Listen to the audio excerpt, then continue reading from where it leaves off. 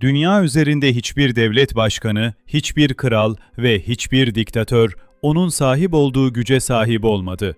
O, 3 milyar insanın neyi sevdiğini, kimden nefret ettiğini, gizli siyasi görüşlerini ve hatta yarın ne satın almayı planladığını biliyor. Mark Zuckerberg 20 yaşındaki bir üniversite öğrencisinin Harvard'ın soğuk bir yurt odasında öylesine kurduğu bir sitenin bugün dünya demokrasilerini yerinden oynatması size de biraz fazla kusursuz gelmiyor mu? Bugün çalınan fikirleri, profesyonelce tasfiye edilen ortakları ve Facebook'un aslında bir sosyal ağ değil, küresel bir istihbarat deneyi olduğuna dair sarsıcı kanıtları masaya yatırıyoruz. Hazırsanız, dijital dünyanın maskesini düşürme vakti. Her şey FaceMesh adındaki ürpertici bir deneyle başladı. Mark, Harvard'ın veri tabanını hackleyerek kız öğrencilerin özel fotoğraflarını çaldı ve onları kim daha ateşli diye oylatan bir site kurdu. Okuldan atılmanın eşiğine geldiğinde bir şeyi fark etti. İnsanlar başkalarının hayatını gözetlemeye, onları yargılamaya ve dikizlemeye bayılıyordu. Bu, Facebook'un temelindeki o karanlık psikolojinin ilk tohumuydu. İşte tam bu noktada sahneye Winklevoss kardeşler çıktı, Cameron ve Tyler. Bu iki kardeş zengin, elit ve popülerdi. Mark'a gelip Harvard Connection fikrini anlattılar. Mark onlara, "Harika bir fikir, hemen kodlamaya başlıyorum." dedi. Ama aslında yaptığı şey, bir mimarın planını çalıp yan parsele kendi gökdelenini dikmekti.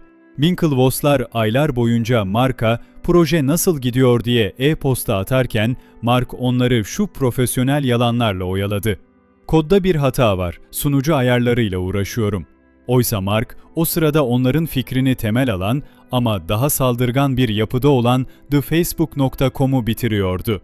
Zuckerberg, başkasının vizyonunu kopyalayıp onlardan önce piyasaya süren bir fikir korsanı olarak tarihe geçti. Eğer dışarıdaki rakiplerine bunu yapıyorsa, en yakın dostuna ne yapardı?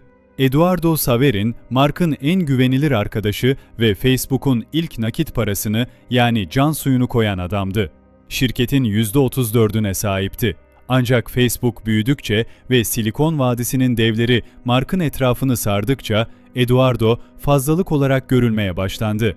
Napster'ın kurucusu Sean Parker'ın akıl hocalığında Mark tarihin en acımasız kurumsal hamlelerinden birini yaptı. Eduardo'nun imza yetkisini elinden almak için şirketi Delaware merkezli yeni bir yapıya taşıdılar.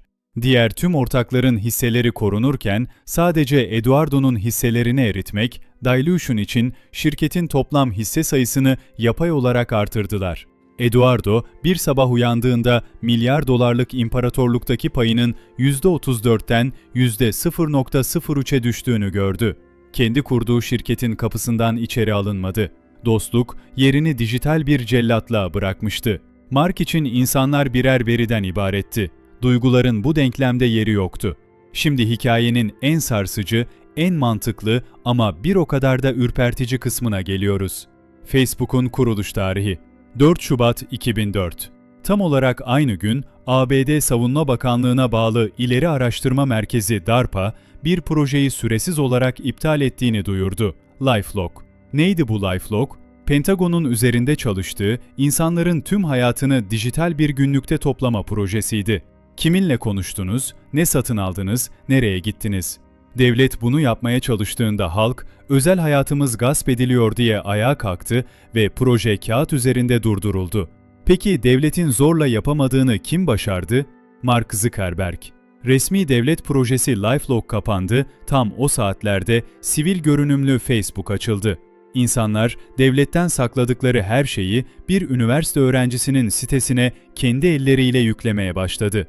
Bu bir tesadüf müydü yoksa Facebook, istihbarat servislerinin halkı fişlemek için kullandığı bir Truva atı mıydı?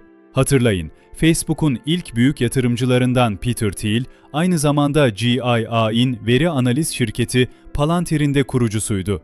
Parçaları birleştirmek zor değil. Facebook'un sadece bir sosyal ağ olduğunu sanıyorsanız yanılıyorsunuz. Facebook, dünya tarihinin en büyük psikolojik laboratuvarıdır. 2012 yılında Facebook, kullanıcıları üzerinde gizli bir deney yaptı. 700 bin kişinin haber kaynağıyla oynadılar. Bazılarına sürekli üzücü, bazılarına ise sürekli mutlu içerikler gösterdiler. Sonuç, Algoritmanın insanların ruh halini uzaktan kontrol edebildiğini kanıtladılar. Sizi neyin sinirlendireceğini, hangi haberin sizi sokağa dökeceğini veya hangi reklamın size o ürünü aldıracağını biliyorlar. Cambridge Analytica skandalını unutmayın. Milyonlarca insanın verisiyle koca ülkelerin seçimlerinin nasıl manipüle edildiğini gördük. Facebook artık bir site değil, sizin yerinize karar veren, sizin ne hissetmeniz gerektiğini belirleyen bir zihin kontrol mekanizmasıdır. Siz bir beğen butonuna bastığınızda aslında bir veri setine daha imza atıyorsunuz. Mark Zuckerberg bugün ismini Meta olarak değiştirdi ve bizi bir sanal gerçeklik dünyasına hapsetmek istiyor. Neden mi? Çünkü fiziksel dünyada artık çalacak bir verimiz, izlenecek bir anımız kalmadı. Şimdi rüyalarımızı, bakışlarımızı ve sanal dünyadaki her bir hareketimizi istiyorlar. Winklevoss kardeşleri dolandırdı, en yakın arkadaşı Eduardo'yu sildi, verilerimizi istihbarat servislerine sundu ve şimdi hepimizi devasa bir dijital hapishaneye kapattı. Mark Zuckerberg bir dahi mi, yoksa tarihin en büyük fikir hırsızı ve manipülatörü mü? Karar sizin. Ama şunu unutmayın, bir hizmet için para ödemiyorsanız satılan ürün sizsinizdir. Ben Layren, gerçeğin peşini bırakmayın çünkü o sizi her yerde izliyor.